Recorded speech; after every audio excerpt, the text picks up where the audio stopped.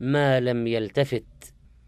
ثم تأتي بالاستفتاح، تلك الأدعية العظيمة التي تقال بعد تكبيرة الإحرام مباشرة. وقد سأل الصحابة رسول الله صلى الله عليه وسلم عن سكتته بعد تكبيرة الإحرام، ماذا يقول فيها؟ فعلمهم. وهناك أنواع من الاستفتاحات، فنوع بينها، وهات هذا تارة وهذا تارة. ومن أدعية الاستفتاح المشهورة: سبحانك اللهم وبحمدك، وتبارك اسمك، وتعالى جدك، ولا إله غيرك. جدك أي عظمتك سبحانه وتعالى. ومن أدعية الاستفتاح أيضا: اللهم باعد بيني وبين خطاياي كما باعدت بين المشرق والمغرب. اللهم نقني من خطاياي كما ينقى الثوب الأبيض من الدنس. اللهم اغسلني من خطاياي بالماء والثلج والبرد.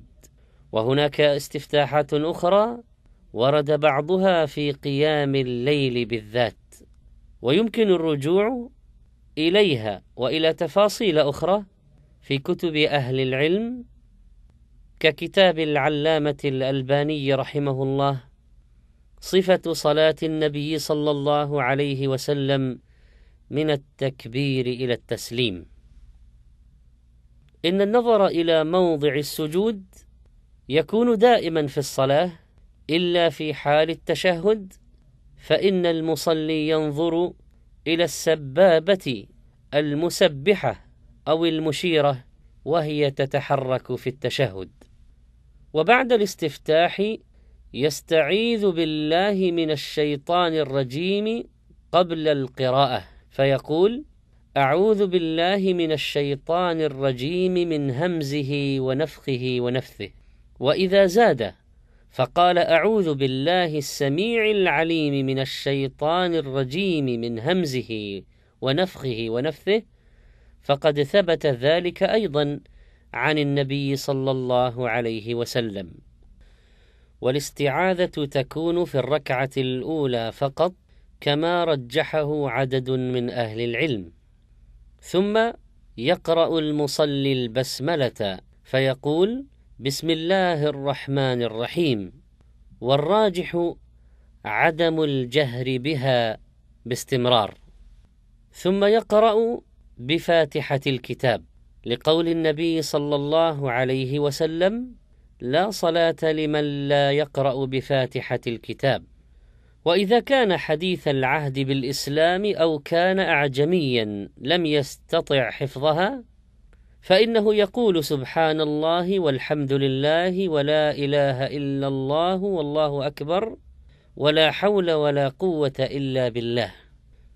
ويقرأ الفاتحة في الصلاة السرية والجهرية وجوبا، وإذا انتهى من قراءتها قال: آمين، يجهر بها ويمد بها صوته. ويقرأ سورة بعد الفاتحة، طويلة كانت أو قصيرة، ويدافع الوسوسة وما يريد به الشيطان أن يشغله به في صلاته. وإذا اشتدت عليه وسوسة الشيطان فيشرع له التعوذ بالله منه والتفل عن الشمال 3، وهو ريق يسير يخرج مع النفس. فإذا انتهى من القراءة سكت سكتة بقدر ما يتراد إليه نفسه، ثم يرفع يديه مكبرا للركوع.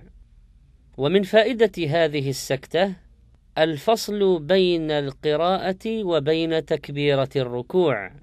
وهذه السكتة الثانية الثابتة عن النبي صلى الله عليه وسلم في قيامه في الصلاة: واحدة بعد تكبيرة الإحرام لقراءة دعاء الاستفتاح، والثانية بعد القراءة لفصلها عن تكبيرة الركوع. ولم يثبت عن النبي صلى الله عليه وسلم سكتة بين الفاتحة والسورة التي بعدها. يركع المصلي واضعا كفيه على ركبتيه، ويمكن يديه من ركبتيه، ويفرج بين أصابعه، ويبسط ظهره ويسويه. وكان النبي صلى الله عليه وسلم يسوي ظهره مستقيما في الركوع حتى لو صب عليه الماء لاستقر. ويقول في ركوعه: سبحان ربي العظيم، أو يقول: سبحان ربي العظيم وبحمده، كلاهما صحيح ثابت. وله أن يضيف أيضا: سبوح قدوس رب الملائكة والروح. وثبت عن النبي صلى الله عليه وسلم أيضا أنه قال: سبحانك اللهم وبحمدك اللهم اغفر لي. وكان ينهى عن قراءة القرآن في الركوع والسجود. فإذا فرغ من ركوعه رفع رأسه ويديه قائلا: سمع الله لمن حمده، إذا كان إماما أو منفردا. ثم يقول وهو قائم: ربنا ولك الحمد، أو ربنا لك الحمد، بالواو وبدون الواو، كلاهما ثابت صحيح. ولو قال: اللهم ربنا لك الحمد، أو اللهم ربنا ولك الحمد، فهو صحيح ثابت أيضا. وإذا زاد ملء السماوات وملء الأرض وملء ما شئت من شيء بعد، فهو ذكر عظيم ترفعه الملائكة. فإذا فرغ من اعتداله بعد الركوع، وهو ركن مهم تسن مساواته في الوقت بالركوع، ويجلس مفترشا رجله اليسرى فيبسطها ويجلس عليها، وينصب قدمه اليمنى ويثني أصابعها نحو القبلة، ويبسط يديه على فخذيه مضمومة الأصابع. وهذا الافتراش من السنة في الجلسة بين السجدتين. ويقول فيهما: رب اغفر لي رب اغفر لي، يكررها ما شاء الله. وله أن يقول في هذه الجلسة: رب اغفر لي وارحمني واجبرني وارفعني واهدني وعافني وارزقني. فهذا دعاء عظيم يجمع بين خيري الدنيا والآخرة. والتسوية